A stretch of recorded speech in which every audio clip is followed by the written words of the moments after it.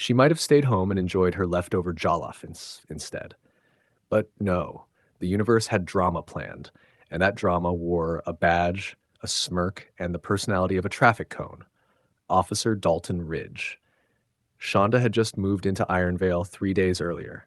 New house, new chapter, new peace. She cruised down the street in her silver Jaguar, jazz playing low, sunlight warming her face like a soft welcome. After years of fighting crooked systems and winning case after case, this moment was supposed to be her earned breath of calm. And then Dalton spotted her. The second he saw a black woman in a luxury sedan, his eyes narrowed like someone had insulted his whole family tree. Sirens popped on, lights flashed, and the man sped after her like he'd just caught the villain of the century. Shonda pulled over with the calm confidence of a woman who'd defeated bigger threats in court. Dalton strutted toward her car, chest pushed out, fingers hovering near his holster like he was starring in his own low-budget action movie. He didn't even start with license and registration. Instead, he gave her a slow look. Car first, clothes next, skin last. Like he was hunting for a reason to hate her. Then he said the line that flicked the first domino. "A car like this? You sure it belongs to you, unless you're the help." Can you believe he actually said that? But then Shonda gave him a calm smile that said, "Try again." She told him she lived right down the street. That stung him. And when she proved she wasn't speeding with the digital logs on her dashboard, oh, that pushed him into full meltdown mode. That's when it got worse. Because Dalton Ridge could not stand a black woman who knew the law better than he ever would.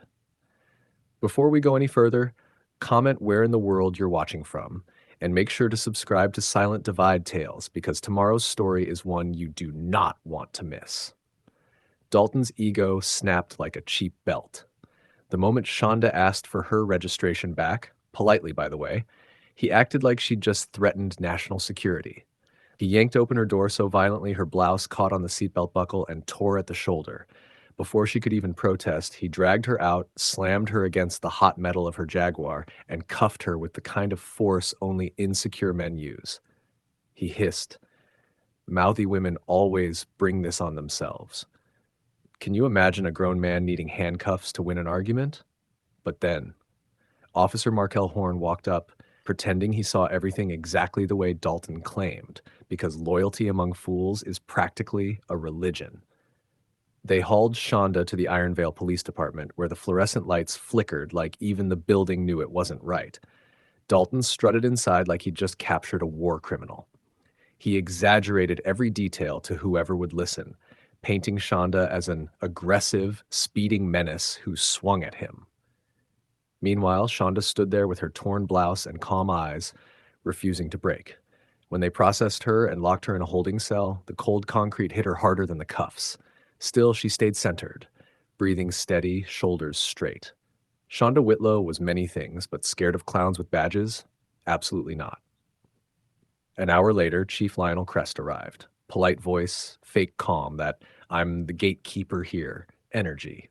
He claimed he'd read the report, which we both know he skimmed for 2 seconds before choosing a side.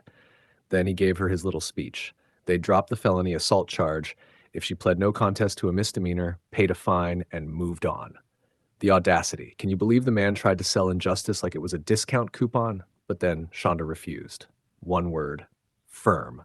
Final. And Crest's polite smile? Gone. Just wiped clean off his face.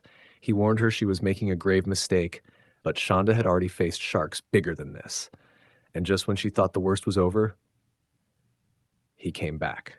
20 minutes later, Crest returned with a smirk sharp enough to cut glass, and the real nightmare began.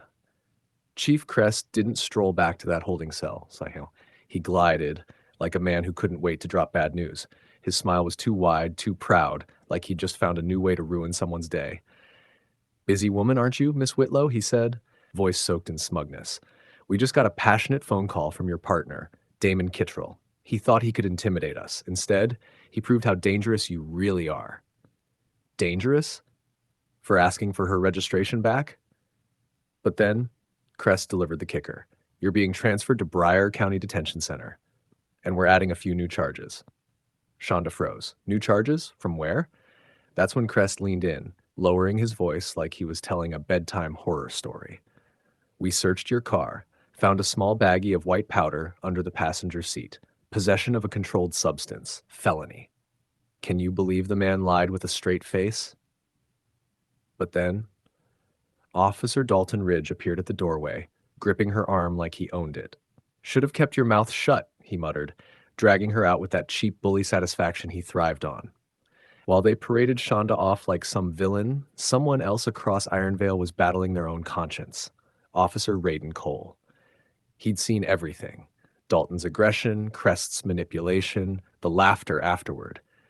It sat in his stomach like spoiled milk. He knew Shonda was innocent, so he did the unthinkable. He reached into his locker for a cheap burner phone and called the one person known for blowing up corrupt police departments. Lila Moretti, investigative journalist and professional career destroyer. Lila, it's Cole. It happened again. They framed her.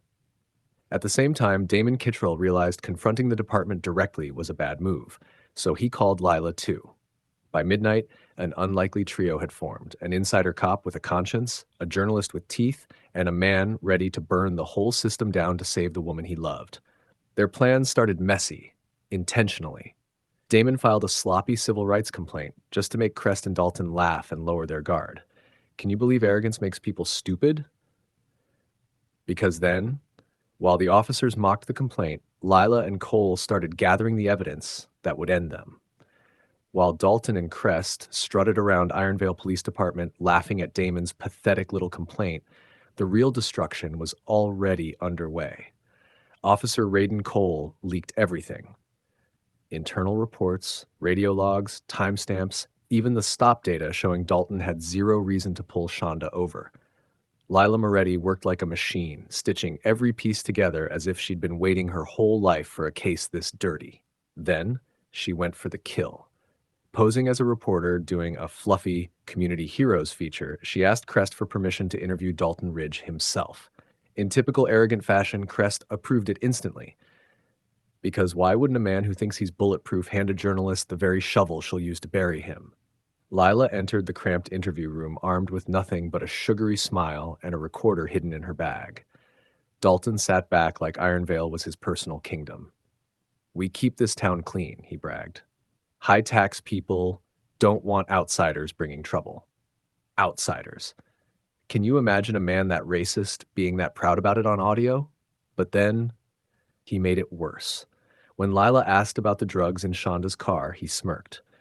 "Let's just say we had reason to believe she was into more than traffic violations. People like that usually are." People like that. He didn't know it, but in that moment, Dalton Ridge signed his own career obituary. Lila sent the unedited audio to the Department of Justice, the state attorney general, and 3 national newsrooms. By sunrise, the entire country was listening. Federal agents rolled into Ironvale in black SUVs, like Judgment Day had a schedule. Crest stumbled out of the station, pale and shaking. Dalton was yanked out of his car and cuffed in front of cameras he once abused for attention. Markel Horn tried to run and got tackled in the parking lot. The whole department fell under investigation. At Broward County Detention Center, federal marshals came with an unconditional release order. Shonda stepped into the golden afternoon sunlight, wrists still marked from the cuffs. Damon rushed to her. Lila stood strong beside him, and Officer Raiden Cole approached quietly until Shonda took his hand. "You lit the match," she told him. The truth needed someone brave. 2 weeks later, she stood on the steps of Ironvale Civic Hall in her mended blouse, announcing the creation of the Ironvale Justice Project, free legal defense for anyone abused by law enforcement. Cameras flashed, the crowd roared, and the pain she endured transformed into something powerful. Justice didn't just arrive, Shonda built it. And if you love stories where the truth wins, comment your location, hit that subscribe button, and stay locked in to Silent Divide Tales, where real justice gets the final word.